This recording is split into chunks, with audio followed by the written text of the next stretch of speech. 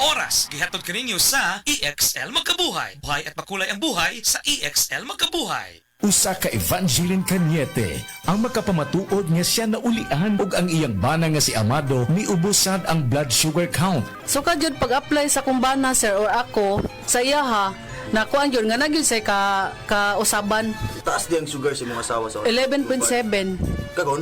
Karon nagkuan mi atong miaging semana pod 7. Karon 6 na lang jud na ang result. Uning baba. Baba na. Gikan mo ko diha. Magparagis bila-bila herbal capsule na. Sa Paragis Bila-Bila, dili na ka mag-agwanta pa.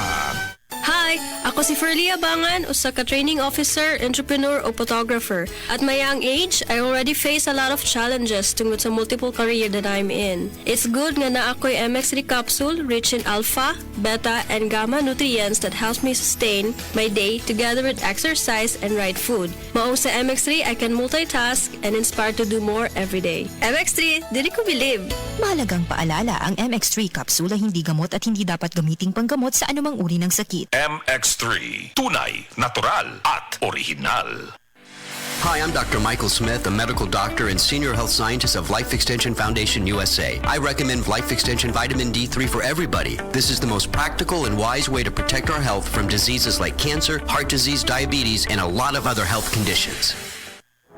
Excellent health, excellent life. EXL Makabuhay Plus. Nagkabata ug nagkadaghan ng adunay na ay diabetes, high blood ug sakit sa kasing-kasing.